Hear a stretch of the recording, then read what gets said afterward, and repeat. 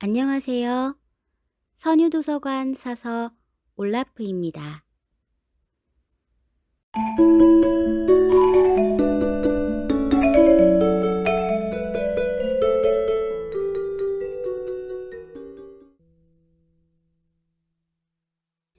인문학의 뿌리를 읽다. 김헌. 이화우 출판사. 트로이아 전쟁이 일어난 까닭은 기원전 1200년경 전쟁이 터졌다. 10만여 명의 그리스인들은 연합군을 구성해 1186척의 배를 타고 트로이아 해안으로 진격했다. 저항의 동맹이 구성되어 이에 맞섰다. 신의 아들이라 불리는 쟁쟁한 영웅들이 격돌한 별들의 전쟁이었다. 수많은 전사가 죽어 새와 개들의 먹이로 쓰러져 갔다. 그렇게 10년 동안 계속된 전쟁은 그리스 연합군 쪽의 목마작전 한 방으로 끝났다. 트로이아는 불에 타 폐허가 되었고 수많은 사람이 무참히 학살되었다. 간신히 목숨을 건진 사람들은 절망 가운데 배에 올랐고 새로운 트로이아를 건설하겠다며 고향을 떠났다.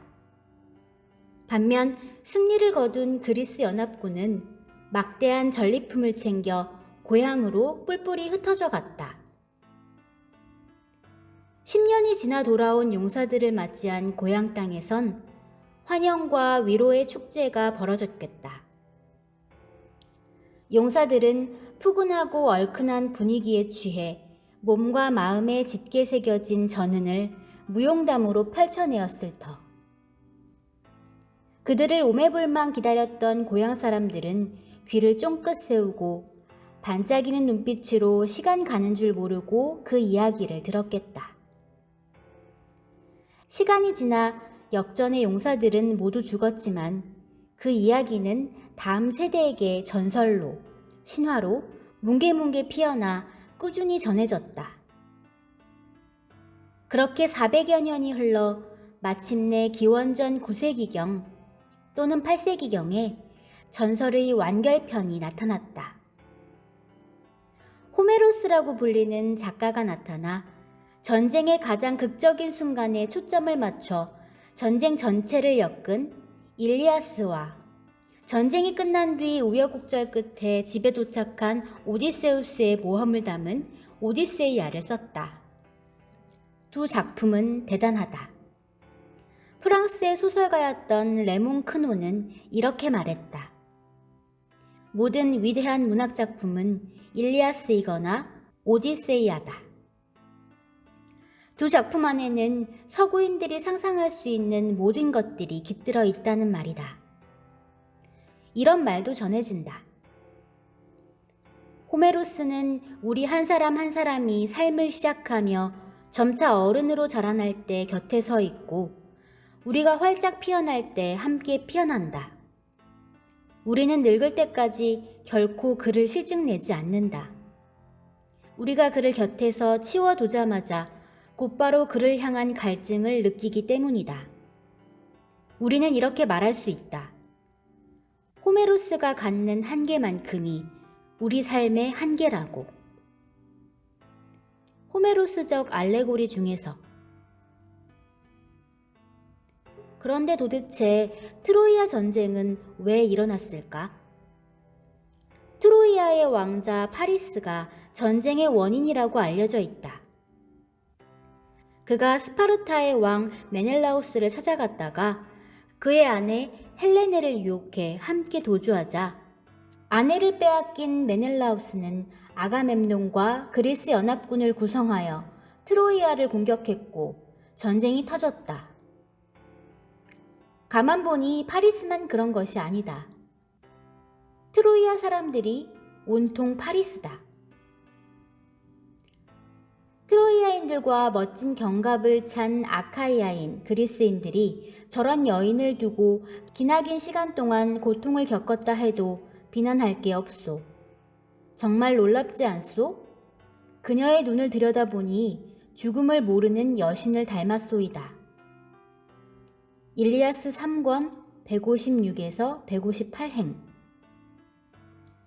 메넬라우스와 파리스가 트로이아 성 앞에서 1대1 대결을 벌이려고 하는 순간 전남편과 현남편의 일전을 보기 위해 성체로 올라오는 헬레네를 보고 트로이아의 원로들이 한 말이다.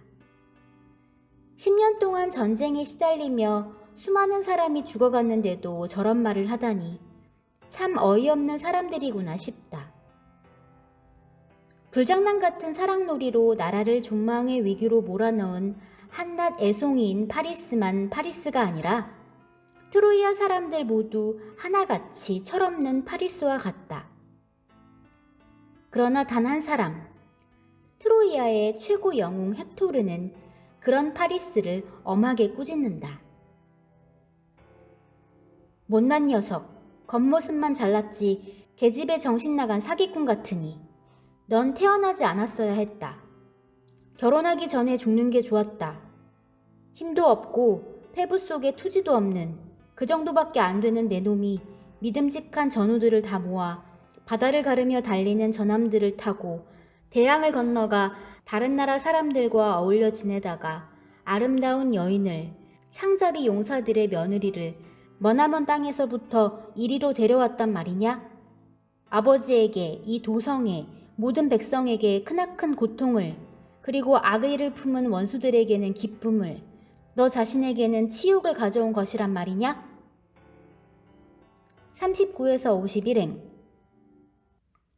호메로스는 이 전쟁을 사랑에 빠져 신의를 저버리고 나라를 위태롭게 한 철없는 얼간이와 죄악을 벌하려는 당당한 용사의 맞짱 대결로 그려놓았다. 메넬라우스는 이렇게 외친다. 수호신 제우스여, 저에게 먼저 못된 짓 한 자에 대한 안갚음을 허락하소서. 지체 높은 파리스를 제 두 손으로 쓰러뜨리게 하시고 나중에 태어날 사람 중 그 누구라도 손님을 정중히 맞이하여 우위를 베풀어준 사람에게 못된 짓을 하는 것을 두려워하게 하소서. 351에서 354행. 역사가 헤로도토스도 호메로스와 비슷한 어조로 말한다. 파리스가 헬레네를 납치하자 그리스인들은 사절단을 보내 헬레네를 돌려주고 납치에 대한 적절한 보상금을 지급한 다음 사태를 수습하라고 요구했다. 파리스는 거부했다. 그리스인들은 곧바로 군사적으로 대응했다. 이것이 과잉 반응일까? 여인들을 납치한 것은 물론 부당한 행위지만 그것 때문에 야단법석을 떨며 이미 납치된 여인들을 위해 복수한다는 것은 생각 없는 짓이고 납치 사건을 덮어두는 것은 지혜로운 처사라고 페르시아인들은 생각한다. 역사 제1권 4번. 헤로도토스에 따르면 그 이전에도 유럽과 아시아 사이에는 서로 여인들을 납치하는 사건이 장군 멍군식으로 되풀이되었다고 한다. 그런데 아시아 쪽 사람들은 자신들의 여인들이 납치된 것을 큰 문제로 여기지 않았는데 반해 헬라스인, 그리스인들은 스파르타 출신의 여인 때문에 대군을 일으켜 아시아로 쳐들어와 프리아모스의 군대를 괴멸시켰다고 페르시아인들은 말한다. 역사 제1권 4번. 이 말을 뒤집어 보면 조금 지나치기는 했지만 어쨌든 그리스인들의 행위는 정당하다는 뉘앙스다. 여인을 납치한 것은 어쨌든 잘못된 일이고 그것에 대한 응징은 할 만한 일이니까. 그런데 과연 호메로스와 헤로도토스는 진실을 말했을까? 정말로 파리스가 신의를 저버리고 왕비를 납치했고 정당한 응징을 위해 대규모의 그리스 연합군이 조직되었으며 트로이아는 죗값을 치르며 완전히 파멸한 것일까? 좀 그렇다. 왕비 납치 사건이라는 범죄 행위의 본때를 보여주겠다는 것은 궁색한 명분이고 진실은 다른 것일 수 있다. 아니, 납치 사건 같은 것은 아예 없었으며 전혀 다른 이유만이 전부였을지도 모른다. 트로이아의 풍요에 대한 그리스인들의 탐욕. 이것이 침략과 전쟁의 진짜 이유가 아니었을까? 헬렌의 납치니 정의로운 응징이니 하는 것은 침략의 야욕을 숨기기 위한 이빠른 거짓말이 아니었을까? 이런 의혹과 추정을 뒷받침할 정보를 투퀴디데스가 살짝 전해준다. 옛날에 연안이나 섬에 살던 헬라스인이나 이방인들은 배를 이용한 왕래가 활발하게 되자 해적이 되었다. 가장 강한 용사의 지휘에 따라 자신들의 이익을 위해 그리고 연약한 식솔들을 부양하기 위해 방벽이 없고 마을이 옹기종기 모여 사는 도시들을 골라 침략하고 약탈했으며 이것을 삶의 가장 중요한 방편으로 삼았다. 이런 행동에 대해 그들은 부끄러움을 갖지 않았고 오히려 영광으로 삼았다. 펠레폰네소스 전쟁사 제1권 5번. 그리스 연합군의 총사령관 아가멤논이나 메넬라우스는 투퀴디데스가 말한 해적질과 인근 지역의 침략을 통해 힘과 부를 축적했을 수 있다.